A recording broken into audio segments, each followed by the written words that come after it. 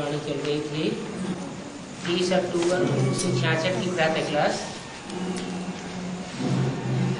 तीसरे पेज के मध्यांत में बात चल रही थी। ये नॉलेज है ब्रह्मा मुखवंशावली ब्राह्मण ब्राह्मणियां जानते हैं। कौन जानते हैं? जो ब्रह्मा के मुखवंशावली है। अच्छा, दीदी दादी दादाओं के मुखवंशावली हो तो नहीं जानते हैं? इस नॉलेज को सिर्फ ब्रह्मा मुखवंशावली ही जानते हैं या कोई और गुरु गोसाई के मुखवंशावली जानते हैं? कोई मनुष्य गुरु ऐसा नहीं है जिसके मुखवंशावली इस नॉलेज को जानते हो। तुमको बाप ने ब्रह्मा द्वारा एडॉप्ट किया है।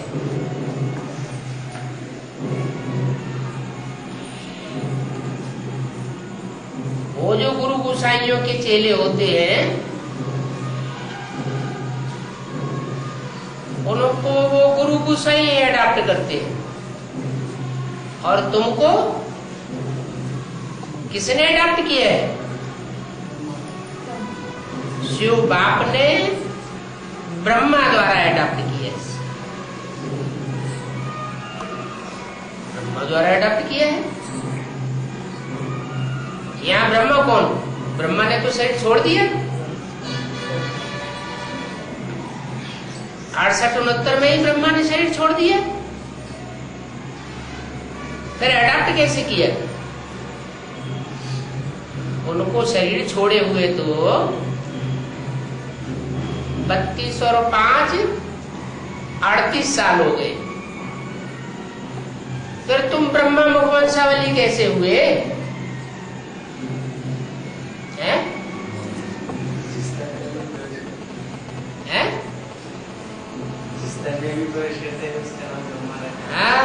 ब्रह्मा ने बल शरीर छोड़ा तो जिस तन में भी प्रवेश करूंगा उसका नाम ब्रह्मा रखना पड़े। तो 77 में बाप का प्रत्यक्षता वर्ष मनाया। बाप तो जरूर कोई ब्राह्मण बच्चे के द्वारा ही प्रत्यक्ष होगा। तो जिस बच्चे के द्वारा प्रत्यक्ष होता है वही ब्रह्मा हो गया। कौन सा ब्रह्मा? जो यज्ञ के आदि में भी था, प्रजापिता ब्रह्मा। वही आत्मा तब थी 60 साल की, वानप्रस्थ अवस्था। वानप्रस्थ अवस्था में 40 साल और ऐड हुए तो 76 आया। 76-77 में संपूर्णता वर्ष मनाया गया। वो किसका संपूर्णता वर्ष था? कौन से ब्रह्मा का संपूर्णता वर्ष था? प्रजापिता ब्रह्मा। आज ब्रह्मा का संपूर्णता वर्ष मना। ब्रह्मा की आयु 100 वर्ष पूरी हुई।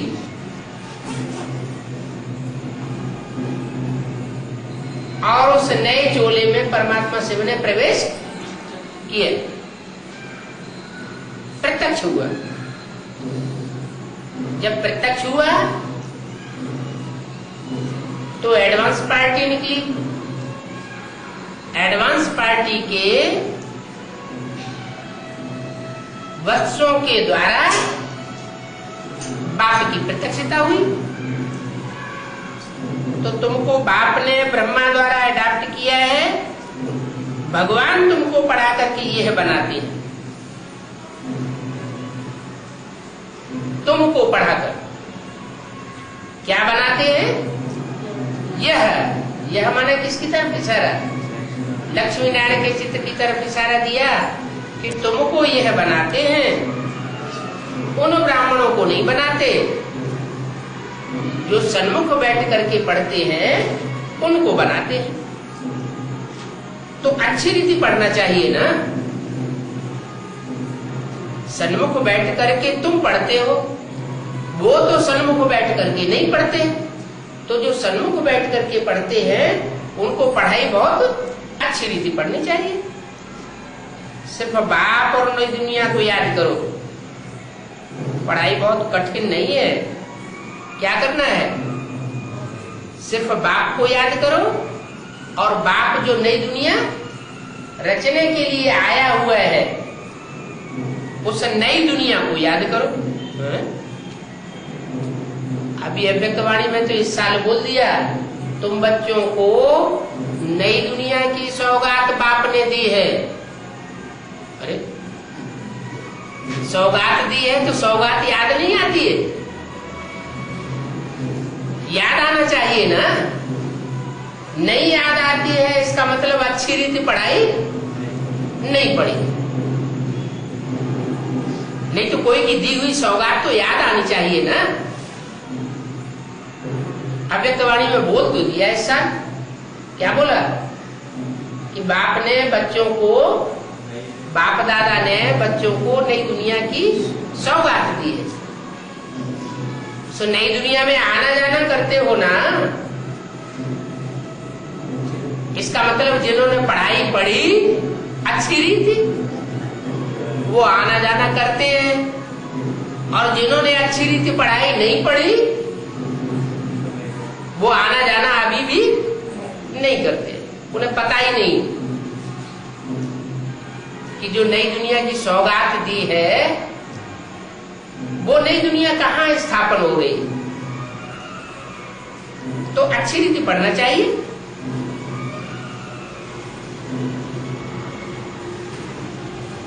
सिर्फ बाप को याद करना है और नई दुनिया को याद करना है, तो तुम स्वर्ग में चले जाओगे।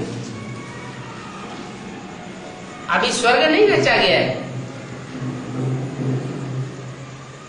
क्या? स्वर्ग की सौगात नहीं दी है। स्वर्ग की सौगात तो तीरी पे व्यस्त करके दिखाते हैं, देखो ये स्वर्ग है।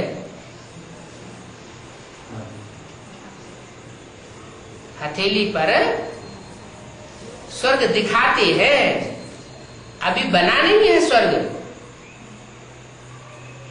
नई दुनिया की सौगात दी है। दुनिया में तो सब धर्म की आत्माएं होती है, भले हर धर्म की चुनी हुई श्रेष्ठ श्रेष्ठ अच्छी अच्छी आत्माएं हो, लेकिन वहां तो सब धर्म की आत्माएं होती है।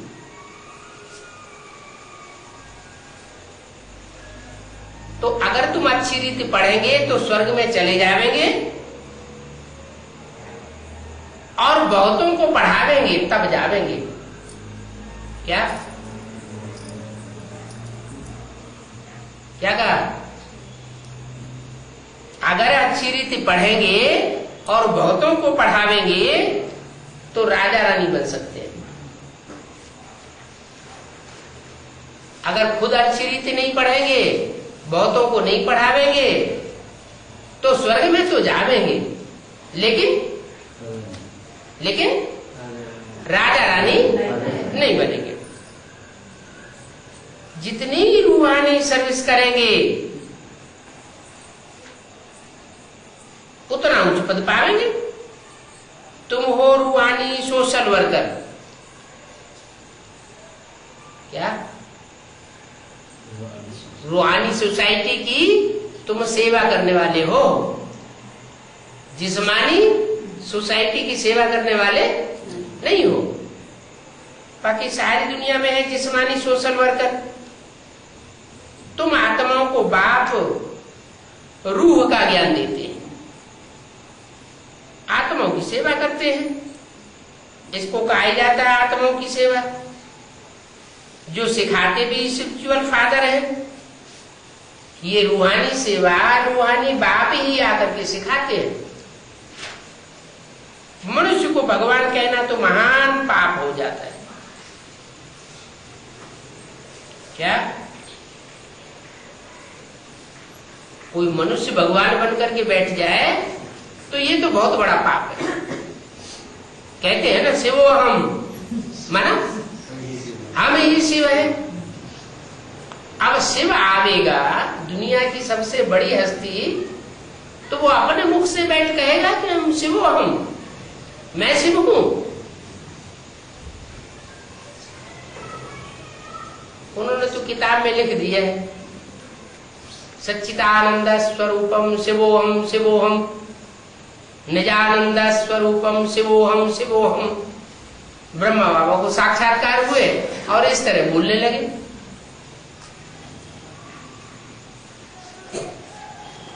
बाप कहते हैं जो अपन को अपने आप शिव कहते हैं वो बड़े से बड़े क्या है?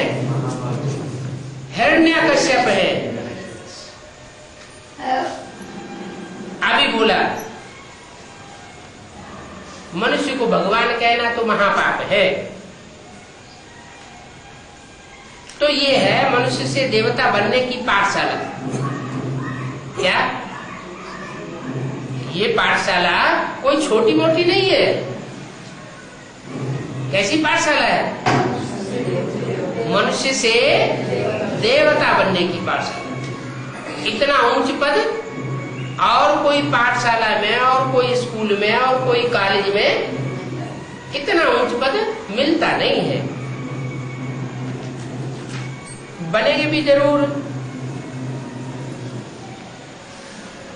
क्या देवता बनेंगे भी जरूर। 10 वर्ष के अंदर तुम पढ़ करके तैयार हो जाएंगे और फिर विनाश शुरू होगा। कौन से सन की वाणी है? 66 की वाणी है। 66 में ऐड किया 10 साल तो कितना आया? यपत्तारो। क्या आया है? क्या कहते हैं कन्नड़ में? क्या कहते हैं? यपत्तारो। 76 आया है। तो सन 76 में तुम पढ़कर के तैयार हो जाओगे और विनाश शुरू हो जाएगा। माने तुम्हारी पढ़ाई पूरी हो जाएगी और विनाश शुरू हो जाएगी। ये किससे कहा है? कोई न कोई बच्चे बाबा ने अपने सामने सन 66 में इमर्ज किए अपनी आंखों के सामने और उन बच्चों से बोला कि तुम 10 वर्ष में पढ़कर के तैयार हो जाएंगे और फिर उसके बाद विनाश शुरू हो जाएगा। अच्छा, कौन पढ़कर के तैयार हो गए? कौन देवता बन गए? दिखाई तो कुछ भी नहीं पड़ता। अब कहां विनाश शुरू हो गया? सन 76 कहां विनाश शुरू हो गया? ब्राह्मण तो और ज्यादा बढ़ते चले जा रहे हैं। विनाश कहां शुरू हो गया है? पता नहीं। प्रजापिता का विनाश हो गया। नहीं बाबा। हाँ पंचविकार है? नहीं, जो भी ब्राह्मणों की दुनिया तैयार हुई उस ब्राह्मणों की दुनिया में जो नया संगठन तैयार हुआ वो तो बाप को जानते हैं। ब्रह्मा से पढ़ाई पढ़ रहे हैं, ब्रह्मा के द्वारा वर्षा प्राप्त कर रहे हैं। बाकी जिनको पता नहीं है वो जैसे कि मर गए। अनिश्चय बुद्धि विनश्यते हो गई। उनकी बुद्धि में ये बात नहीं है कि हम इसी शरीर से लक्ष्मी नारायण जैसी बनेंगे। तो बात उड़ गई ना, तो वो फेल हो गए। और तुम 10 वर्ष में तैयार हो जाएंगे। माना कोई लक्ष्मी नारायण बनने वाली आत्माएं बाबा के सामने मौजूद थी, इमर्ज हुई। उनके लिए बोला कि तुम 10 वर्ष में तैयार हो जाओगे, तुम्हारा संगठन तैयार हो जाएगा, तुम्हारी नई दुनिया तैयार हो जाएगी और फिर विनाश शुरू होगा। किसका विनाश शुरू हुआ? 500 करोड़ की दुनिया तो 700 करोड़ की बन गई। विनाश कहां हुआ? और ज्यादा बढ़ गई। अच्छा, ब्राह्मणों की दुनिया पहले जितने ब्राह्मण थे उससे ज्यादा और बन गए। हाँ, विनाश होने का मतलब यह है कि जो अनिश्चय बुद्धि आत्माएं बनती जा रही है अंदर अंदर, जैसे भक्ति मार्ग में चलते हैं ऐसे ही चलने लग पड़े, उनका निश्चय उखड़ चुका है, निश्चय उखड़ चुका, मन मर गए, मुर्दा होकर के चल रहे हैं। एक कान से ज्ञान सुनते हैं, जैसे भक्ति मार्ग में कथा सुनते हैं, एक कान से सुनते हैं दूसरे कान से निकाल देते हैं, ऐसे ही वहां भी मुरली सुनते हैं, एक कान से दूसरे कान से निकाल देते। मुरली क्या कहती है, उसका क्या अर्थ है, कोई बुद्धि नहीं चलती। मुर्दा की बुद्धि चलती है क्या? मुर्दा की तो कोई बुद्धि नहीं चलती। तो विनाश शुरू होगा, बल विनाश शुरू होगा, तुम फिर भी स्वर्ग में जाओगे क्या? उन रावण कुंभकर्ण मेघनाथ जैसे ब्राह्मणों का विनाश होगा और तुम फिर भी स्वर्ग में जाओगे।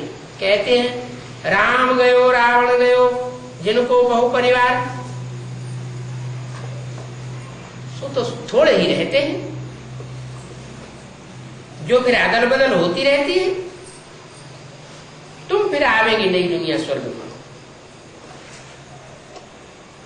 क्या? कहां आवेंगे? तुम आवेंगे स्वर्ग में। अब नई दुनिया स्थापन हो रही है। कब बोला? 66 में बोला अब नई दुनिया स्थापन हो रही है। इसका मतलब सन 76 में ब्राह्मणों की नई दुनिया तैयार हुई। वो नई दुनिया जो तैयार हुई,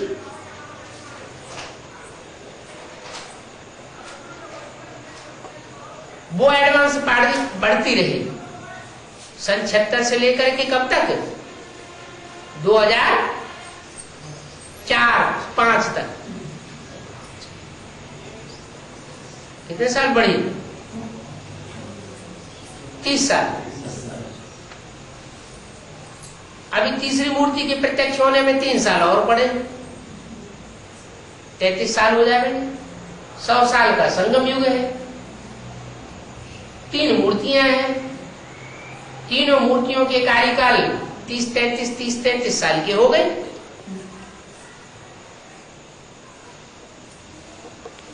तो सन 76 से लेकर के अभी 2005 चल रहा है। अभी ब्राह्मणों की एडवांस पार्टी में नई दुनिया का जो सॉलिड रूप है वो तैयार हुआ है या नहीं हुआ है? भले अव्यक्त वाणियों में बाबा ने के बोल दिया। क्या बोला? नई दुनिया की सौगात तुम बच्चों को बाप दादा ने दी है। माना तैयारी तो हो गई है, तैयारी हो गई है, नई दुनिया स्थापन भी हो चुकी है। अभी बाप आए हैं,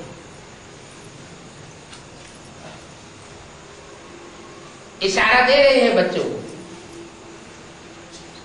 पढ़ाई पढ़ेंगे तो ऊंच पद पावेंगे, पढ़ाई पढ़ करके दूसरों को पढ़ावेंगे तो ऊंच पद पावेंगे।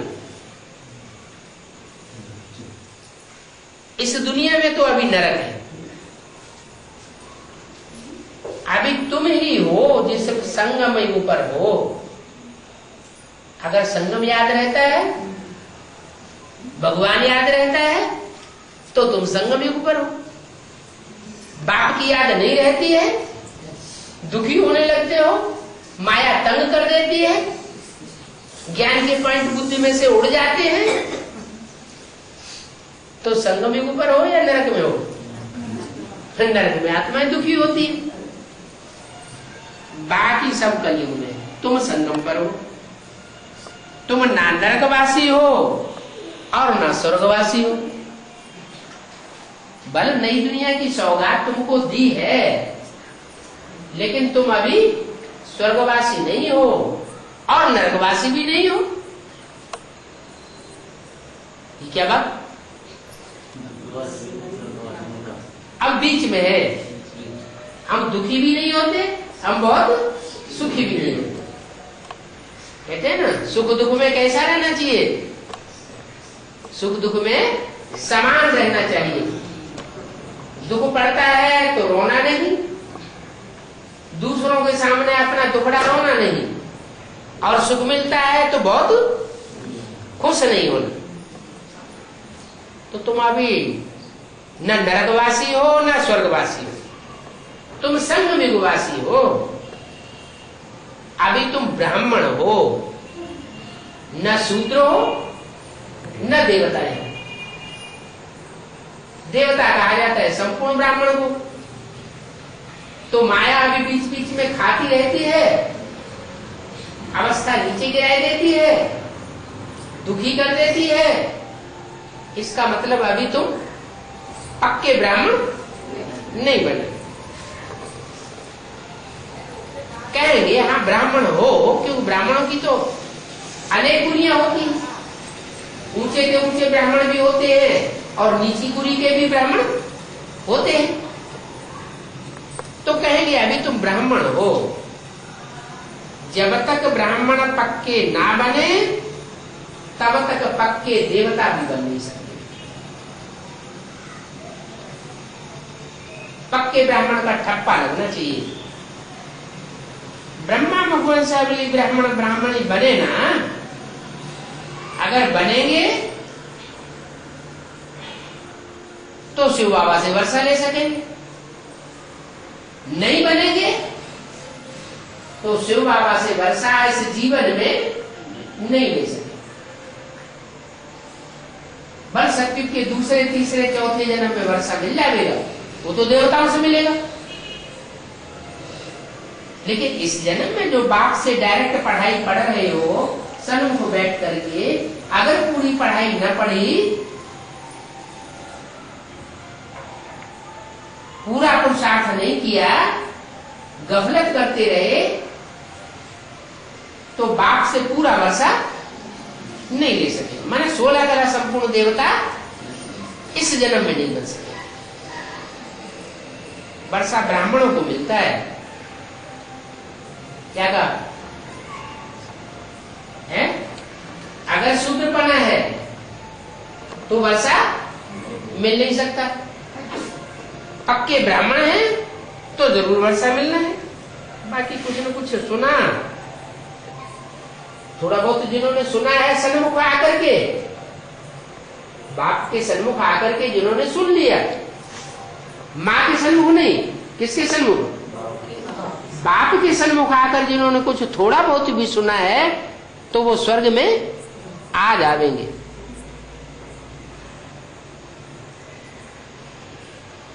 जितना याद करेंगे उतना आत्मा की खाद जलती जाएगी। कौन सी खाद होती है? आत्मा के अंदर कौन सी खाद है? देवान की, विकारों की, वो खाद जलती जाएगी। जैसे सोना होता है तो सोने में चांदी की खाद डाल देते हैं, तांबे की खाद डाल देते हैं, लोहा मिक्स कर देते हैं, तो उसकी कीमत, सोने की कीमत कम हो जाती है। तो ऐसे ही ये आत्मा, इसमें जैसे जैसे विकारों की खाद पड़ती जाती है, वैसे वैसे आत्मा की पावर कम होती जाती है।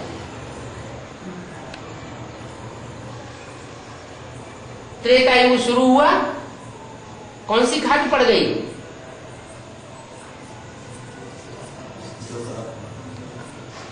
दो कला कम हुई। तो किस लिए कम हुई?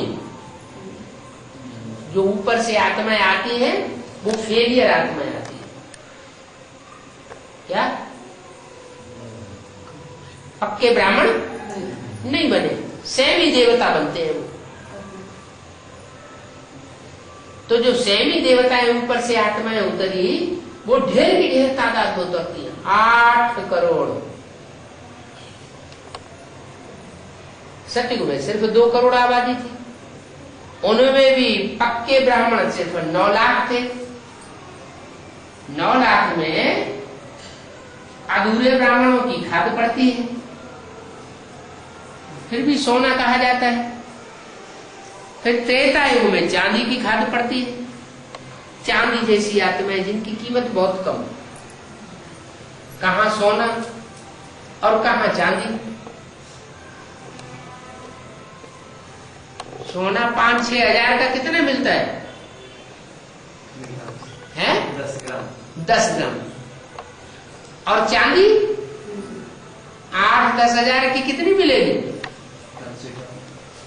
1 किलो। तो बहुत फर्क पड़ गया।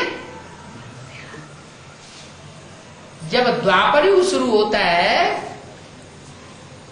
तो तांबे जैसी आत्माओं की खाद पड़ जाती है। इब्राहिम आए, क्राइस्ट आए, जो विचार फैलाने वाली आत्माएं हैं, जो क्रोधी आत्माएं हैं, क्रोध में आती है तो सारी दुनिया को एटम बमों से भून के रख देती। ऐसे ऐसे कामी और क्रोधी आत्माओं के संग के रंग में देवताओं को आना पड़ता है। तो संग के रंग की खाद पड़ जाती है। सोने में चांदी तांबा मिक्स किया जाता है ना, मिक्स किया गया माना संग का रंग लग गया। तो जितनी जितनी अग्नि को तेज करेंगे, सोने में से खाद निकलती है तो कब निकलती है? धीमी आग से खाद नहीं निकलती। कोई धीमी धीमी आग सारा दिन जलाता रहे सोने में, वो खाद उसकी अलग नहीं होगी। कब अलग होगी? जब तीखी अग्नि जलेगी। तो तीखी अग्नि के जोर से उसमें जो चांदी और तांबा मिक्स हुआ पड़ा है वो अलग हो जाएगा। ऐसे यहाँ कौन सी अग्नि है? यहाँ योगाग्नि है। तो ये योग अग्नि जितनी जितनी तीखी करेंगे, तीव्र अग्नि हो, माना उस अग्नि में भी दूसरों की याद मिक्स नहीं होनी चाहिए। अगर दूसरों की याद मिक्स हुई तो अग्नि तीव्र अग्नि नहीं कही जाएगी। इसलिए बाबा कहते हैं माम एकम याद करो तो तुम्हारी खाद निकलेगी। अगर एक कम की जगह दूजम को भी याद किया तो खाद नहीं निकले, हो सकता है और ही चढ़ जाए। तो अभी क्या हो रहा है? अभी अवस्था नीचे गिर रही है या ऊपर उठ रही है? नीचे गिर रही है। ये क्या बात हो गई? इतने दिनों से पढ़ाई पढ़ रहे हैं, अवस्था नीचे गिर रही है? इसका मतलब क्या किया है? दूसरों की खाद मिक्स कर ली, माने दूसरों का संग का रंग बुद्धि में ज्यादा लगाया है। और बाप जो बोलते हैं माम एकम याद करो, वो एकम की याद बहुत थोड़ी टिकी। तो एकम की याद बहुत थोड़ी टिके और दूसरों की याद में हम ज्यादा टाइम गवाया, तो पाप का बोझा बढ़ेगा या घटेगा? बढ़ गया। अब क्या करना है? अब एक को याद करना है। कैसे करेंगे? इतने साल में तो कर नहीं पाया है? क्या एकांतवासी हो जाएंगे? एकदम माउंट आबू में चले जाएंगे क्या?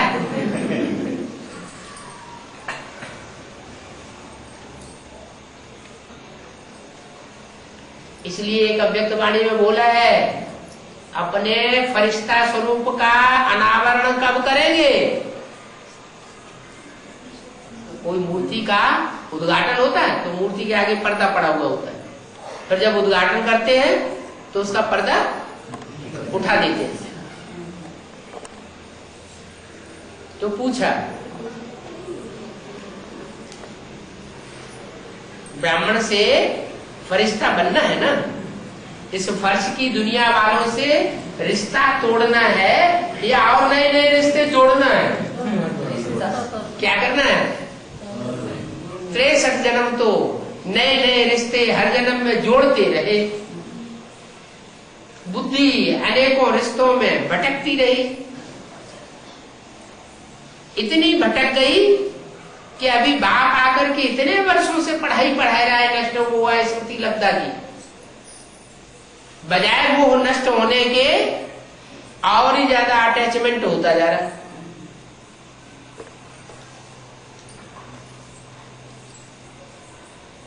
तो नष्ट हुआ कैसे बनेंगे?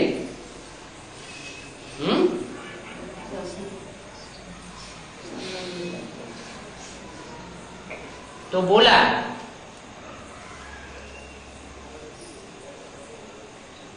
अपने फरिश्ता स्वरूप का अनावरण कब करेंगे?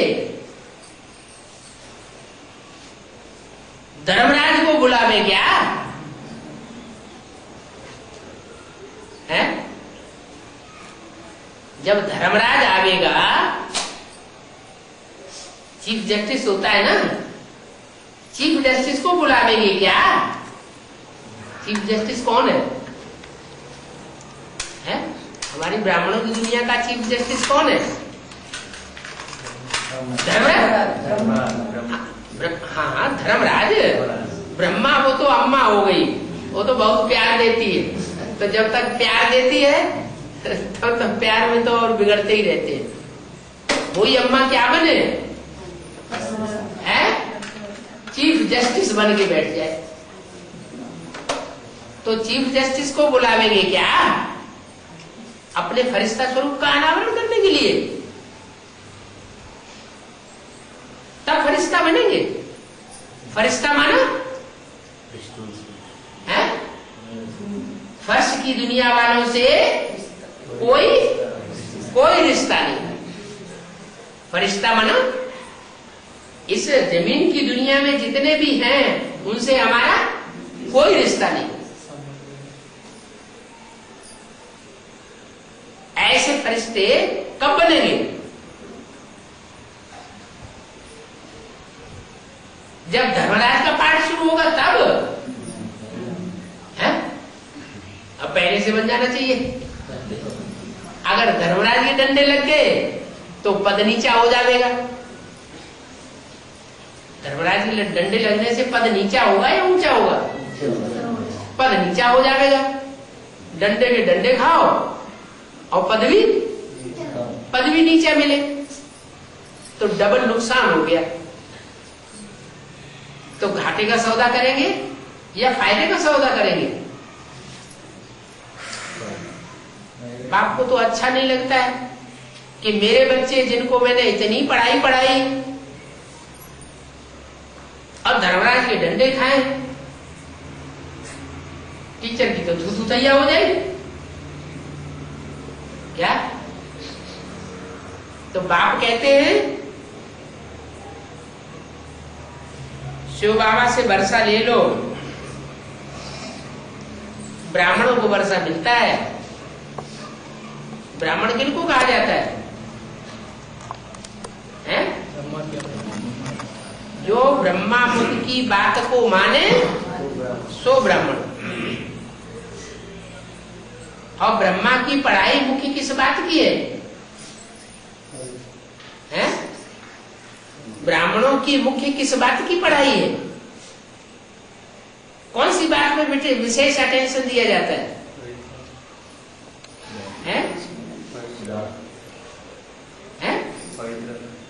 पवित्रता की। जो पवित्र है वो ब्राह्मण, अपवित्र है तो शुद्ध है। तो ब्राह्मण को वर्षा मिलता है। बाकी कुछ ना कुछ सुना तो प्रजा में आ जाएगी। जितना याद करेंगे उतना खाद जलती जाएगी। तुम विकर्माजीत बनेंगे क्या? जब सारी खाद आत्मा की जल जाएगी तब तुम विकर्माजीत मानो विकर्मों के ऊपर, विपरीत कर्मों के ऊपर जीत पा लेंगे। विपरीत कर्म मानो श्रीमत के बरखिलाफ जो कर्म है, जो हम 63 जन्म से करते चले आए हैं, उन पाप कर्मों के ऊपर हम जीत पालेंगे। हमसे पाप कर्म नहीं होंगे जब हम पक्के ब्राह्मण बन जाएंगे।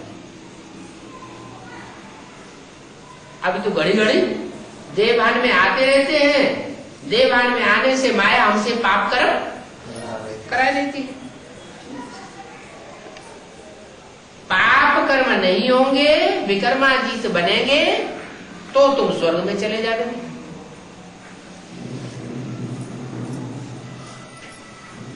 कब चले जाओगे? जब कोई पाप कर्म नहीं होंगे। देवताओं से कोई पाप कर्म होते हैं क्या?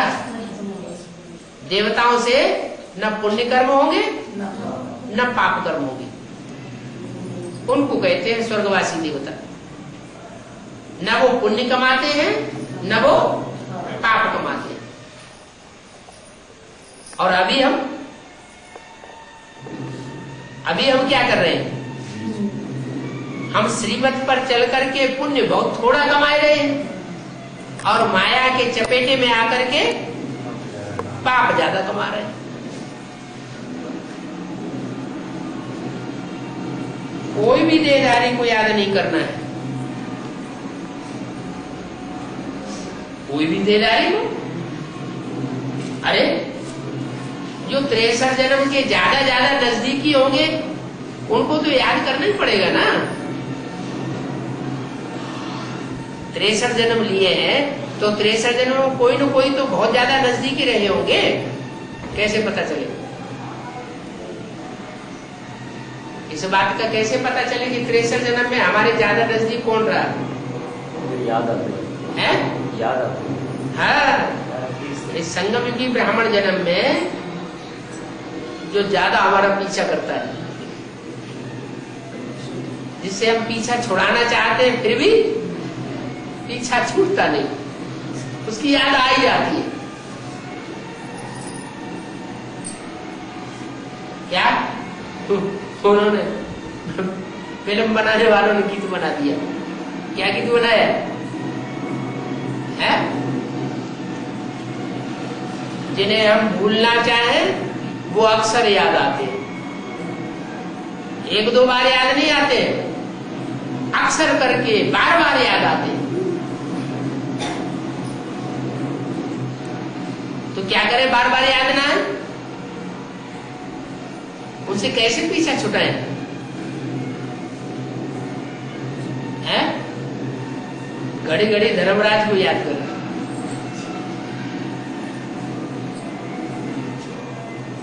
वो मार मार के सारा कुसंग झाड़ देगा। आत्मा ये समझती है कि ये हमारे बड़े सहयोगी हैं। क्या समझती है आत्माएं? हैं? ये हमारे जन्म जन्मांतर के सहयोगी है।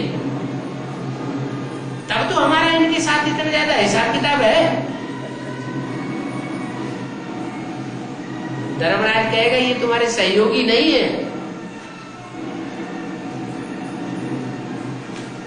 ये तुमको जन्म जन्मांतर नीचे गिराने वाले। इस दुनिया में ऊंचा चढ़ाने वाला कोई नहीं, सब नीचे गिराने वाले। ऊंचा चढ़ाने वाला सिर्फ एक बाप है जो इस सृष्टि पर अंत में आता है। इसलिए वो कहता है मां में कब याद करो। मुझे याद करेंगे तो तुम्हारे पाप भस्म होंगे, पाप भस्म होंगे तो पुण्य का खाता भारी हो जाएगा। तराजू होता है ना, तराजू में एक पलड़े में पाप रखे जाएं, एक पलड़े में पुण्य रखे जाएं, तो पुण्यों का खाता भारी तब होगा जब पाप कर्म पाप की याद से सारे भस्म हो जाए। या तो याद से भस्म होंगे, नहीं तो धर्मराज के दंडों से भस्म होंगे। याद से भस्म हो जाए उसमें फायदा ही फायदा है, पद भी ऊंच बनेगा। इसलिए याद जो है वो याद का प्रोग्राम कभी छोड़ना नहीं चाहिए। ज्ञान और योग ये दोनों चीजें जो हैं, जहां कहीं भी संगठन क्लास लगता हो तो संगठन क्लास जरूर अटेंड करना चाहिए। वहां सब मिलकर के बाबा की याद में बैठते हैं। इकट्ठे होकर के बाबा की याद में बैठेंगे तो स्मृति की डोरी सारी एक के साथ जुटेंगी जाके, तो मोटा रस्सा बन जाएगा। क्या स्मृति के धागे सारे एक बाप के साथ जुटेंगे तो क्या बन जाएगा? मोटा रस्सा बन जाएगा। उसे दुनिया में कोई तोड़ नहीं सकेगा। और अकेले अकेले घर में बैठ करके याद करेंगे तो माया आराम से तोड़ती रहती है। तोड़ रही है कि नहीं? तोड़ रही। तो अभी कोई ध्यान ही नहीं दे रहा है और ही उल्टी बात सोच लेते हैं। क्या? अरे वो क्लास में क्या होता है, गीता पाठशाला में जाके क्या करेंगे? वहां वही मुरली तो सुनाई जाती है और टीवी में वही तो देखा जाता है। हम अपने घर में, हमारे घर में भी टीवी रखा है, हम अपने घर में टीवी देख लेंगे, बाबा को याद कर लेंगे अमृत वेले। लेकिन दिल से पूछो, क्या अकेले अकेले में बाबा की याद हो पाती है? मुरली जो सुनते हो उस मुरली में उतना मजा आता है जो संगठन में मजा आता है। संगठन में मजा, संगठन में मुरली पढ़ते हैं, सुनते हैं तो जास्ती मजा आता है, जास्ती उमंग उत्साह बढ़ता है। और ये बात तो शास्त्रों में भी लिखी है कि कलयुग में संगठन में बहुत ताकत होती है, खास करके मुसलमान लोग, इस्लामी लोग, इन्होंने दुनिया में ज्यादा से ज्यादा हिस्से में राज्य किया और लंबे समय तक राज्य किया। अभी क्रिश्चियंस बढ़ गए 100-200 साल से, उससे पहले 2500 साल से मुसलमानों का ही राज्य बना रहा। कारण क्या हुआ? उन मुसलमानों का ज्ञान हमारे शास्त्रों से ज्यादा ज्ञान है क्या? नहीं। फिर उनकी बुद्धि का योग जो है, सारे मुसलमानों की बुद्धि का योग दुनिया के किसी भी हिस्से में रहेंगे, उनका बुद्धि का योग मक्का मदीना में लगा होता है। सारी जिंदगी उनकी बुद्धि में ये ललक लगी रहती है कि हम मक्का मदीना पहुंचे और वहां जाके हज यात्रा करें तो हमें बहुत सवाब मिल जाएगा। वो समझते हैं इस बात को। उनमें ये मान्यता है क्या कि घर में बैठ के जो नमाज पढ़ेंगे तो 1 गुना फायदा, मस्जिद में जाके नमाज पढ़ेंगे तो 10 गुना फायदा, जामा मस्जिद में जाके पढ़ेंगे तो 100 गुना फायदा, अजमेर शरीफ में जाके पढ़ेंगे तो 1000 गुना फायदा, 1000 गुना सवाब मिलता है। और काबा में जाके नमाज पढ़ेंगे तो 1,00,000 गुना सवाब मिलता है, एक ही बात। तो जितना बड़ा संगठन होगा उतना बड़ा नशा चढ़ेगा। अच्छा, उनकी बात छोड़ दो, वो तथाकथित ब्राह्मणों की बात ले लो। वो एक एक पांडाल में हजारों की तादाद में इकट्ठे होते हैं या नहीं होते हैं? होते हैं। उनको बाप मिला है क्या? नहीं मिला है। उनको सच्चा ज्ञान मिला है क्या? सच्चा ज्ञान भी नहीं मिला है। उनको इतना नशा क्यों चढ़ा रहता है कि हमारी एक बात भी सुनने के लिए तैयार नहीं?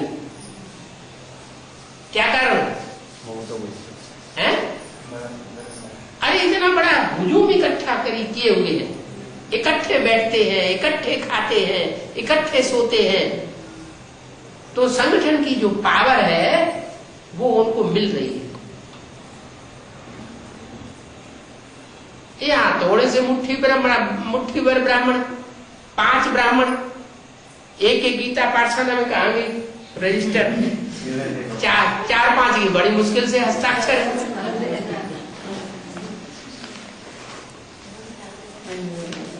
है। कितने के हस्ताक्षर है? संगठन क्लास में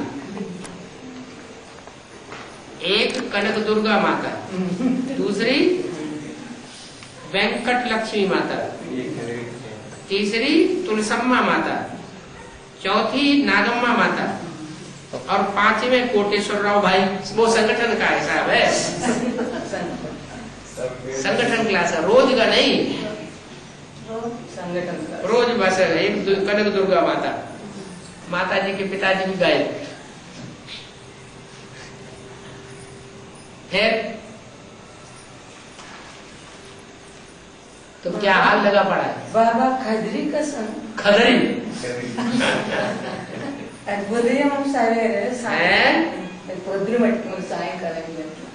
कदरी में भी डेली क्लास बाबा, डेली क्लास। अच्छा, सुबह शाम दोनों टाइम क्लास होता है? ठीक है।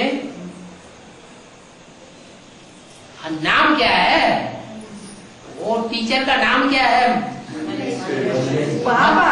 मल्लयुद्ध करने वाली ईश्वरी है? मेरे बाबा ने क्यों भाई से मल्लयुद्ध होता रहता है क्या? उदय में 1 घंटा बाबा है, शाम का 1 घंटा, शाम को 1 घंटा क्लास होता है। आधा घंटा याद, आधा घंटा मल्ली ठीक है। मुरली एक जगह की बात नहीं है, ऑल इंडिया में ऐसे ही चल रहा है क्या?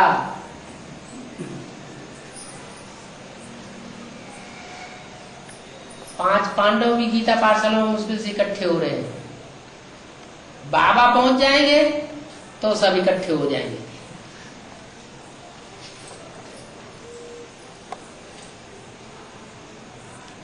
तो संगठन के हिसाब से डब्बा गोल होता जा रहा है। क्यों? ये यूनिटी क्यों नहीं बन रही है?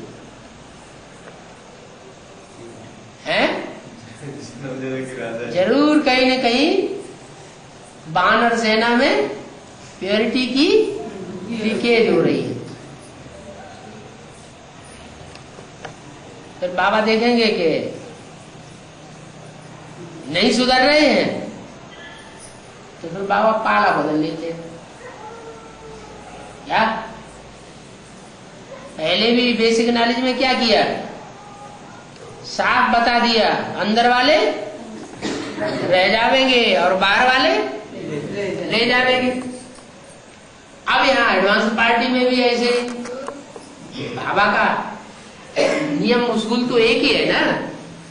अगर ठीक से पढ़ाई पढ़ेंगे तो क्या करेंगे? एडवांस पार्टी वाले सब अंदर वाले हैं ना, तो ले जावेंगे। नहीं पढ़ाई पढ़ेंगे तो अंदर वाले रह जावेंगे और बाहर वाले कौन हैं? बीके में से जो निकलेंगे, जो बीके में से निकलेंगे आगे चल के निकलने तो है ना, है? विजयमाला निकलेगी कि नहीं निकलेगी? क्या इशारा दिया उसके लिए? विजयमाला निकलेगी उसके लिए मुरली में क्या इशारा दिया? एक रानी मक्खी निकलेगी तो उसके पीछे पीछे सारा झाड़ जाएगा। तो संगठन की ताकत निकल आएगी बाहर। फिर क्या हुआ? अंदर वाले रह जावेंगे और बाहर वाले चंद्रवंशी ले जावेंगे। ये तो बहुत बात हो गई है।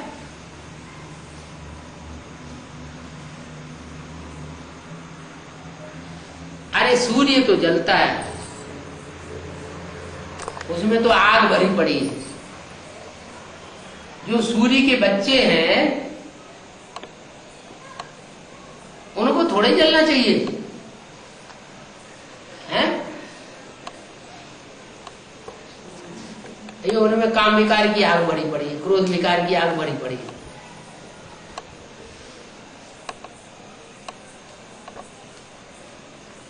इसीलिए फिर बोल दिया है।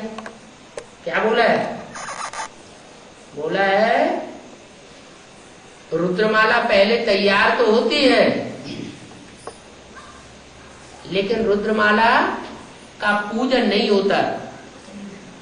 क्या पूजन का आधार क्या है? प्यूरिटी। प्योरिटी। लंगड़े हैं। विजयमाला प्यूरिटी। अंधे है, उनमें ज्ञान नहीं है। उनमें प्योरिटी है लेकिन ज्ञान के अंधे हैं। और रुद्रमाला ज्ञान। ज्ञान है, सोजरे हैं, लेकिन प्यूरिटी पति चलता है तो पत्नी नहीं चलती, पत्नी चलती है तो पति नहीं चलता ठीक से। चाल ठीक नहीं है, एक टांग कोई न कोई टूटी हुई है।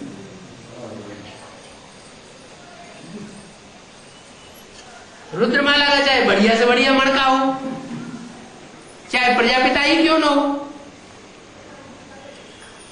क्या एक बढ़िया चलेगा तो दूसरा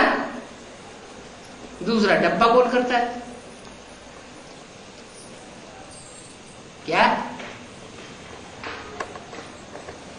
तीन टांग की दौड़ देखिए, दो इकट्ठे होते हैं, उनकी एक एक टांग बांध दी जाती है। क्या दो को इकट्ठा करके और उनकी एक एक टांग बांध दी जाती है। एक टांग से एक की एक टांग, दूसरे की दूसरी टांग और बांध देते हैं, फिर कहते हैं दौड़ो। तो क्या करना पड़ेगा? है जो दौड़ने वाले हैं उनको साथ साथ टांग उठानी पड़े ना। जितना एक दौड़ता है उतना ही फिर दूसरे को भी दौड़ना पड़े, तभी तो दौड़ में आगे जाएगा, नहीं तो पीछे रह जाएगा। ये भी गृहस्थी की गाड़ी है। गृहस्थी की गाड़ी में एक पहिया जहां का तहां घूमता रहे, चले ही नहीं, और दूसरा पहिया तेजी से घूमे तो क्या होगा? है गाड़ी आगे जाएगी या एक जगह रुक जाएगी? है आगे नहीं जाएगी ना, एक ही जगह घूमती रहेगी। तो इसलिए बोल दिया कि रुद्रमाला के मणके बाद में विजयमाला में ऐड किए जाएंगे।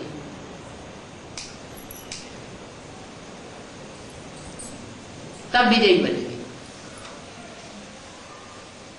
जब तक विजयी नहीं बनेंगे विकारों के ऊपर, तब तक स्वर्ग का मुंह नहीं देख सकेंगे। तो बहुत बड़ा घाटा हो गया है। घाटा मारना चाहिए।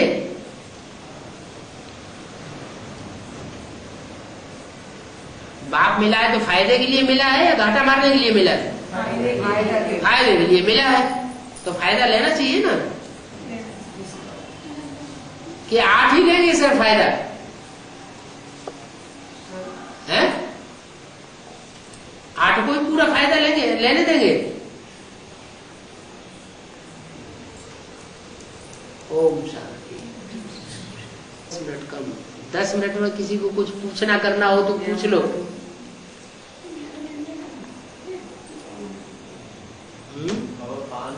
शास्त्र में बोलते हैं, शास्त्र में दिखाते हैं कौरव और पांडवों को युद्ध दिखाते हैं है? लेकिन हमारा बाबा बोल रहे हैं पांडव संकल्प से भी युद्ध नहीं करेगी। हाँ संकल्प से भी युद्ध नहीं करते नहीं है क्या? लेकिन बाबा बोलते हैं ना, लेकिन बाबा बोलते हैं, लेकिन जब पक्के पांडव बनेंगे तभी तो नहीं करेंगे। अच्छा अभी पक्के पांडव बने हैं क्या? नहीं, अभी वाचा से भी युद्ध करने लग पड़ते हैं, संकल्प से। संकल्पों से भी युद्ध करने लग पड़ते हैं। अभी तक ये खबर नहीं आई है कि किसी एडवांस पार्टी वाले ने बाहुबल चला दिया हो। बेसिक वालों ने बाहुबल चलाया है एडवांस वालों के ऊपर। तो चलो इतनी ही गनीमत, बाकी युद्ध तो कर रहे हैं ना। जब बिल्कुल युद्ध न करें, अपने सुधार में लग जाए, तो दुनिया अपने आप सुधरेगी। हम लक्ष्मी नारायण बन जाए जैसे बन जाएंगे तो हमारे सामने कोई विरोध करने वाला आएगा ही नहीं।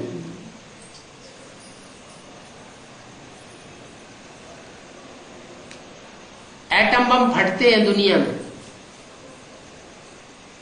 भारत के ऊपर एटम बमों का सेक क्यों नहीं आता? भारत कैसे बच जाता है? भारत अविनाशी खंड बना रहता है और सारी दुनिया एटम बमों के विस्फोट से समुद्र के अंदर डूब जाती है। क्यों? प्यूरिटी से बचते पवित्रता को माने। कारण क्या है? क्यों है? ये कारण है भारतीय कन्या कि भारत जो है वो ये पसंद ही नहीं करता कि हम दुनिया को भस्म कर दें। भारत के अंदर तो पहले ही खूंखार युद्ध हो जाता है, महाभारत लड़ाई हो जाती है हिंदू मुसलमानों में। इनके पास तो वो एटॉमिक शक्ति है ही नहीं, छोटी छोटी बम्बियां हैं। तो हिंदुस्तान पाकिस्तान आपस में एक दूसरे को दिखाते रहते हैं, देखो हमारे पास इतनी ताकत है कुछ भी नहीं। किसी के पास बंदूक होगी तो दूसरा बंदूक लेकर के आएगा, और जिसके पास बंदूक नहीं है, तमंचा नहीं है, कुछ भी नहीं है, तो उसके ऊपर कोई क्यों लेकर के आएगा? इसलिए भारत के पास एटॉमिक एनर्जी नहीं है, तो भारत के ऊपर एटम बमों का विस्फोट होना भी नहीं है। और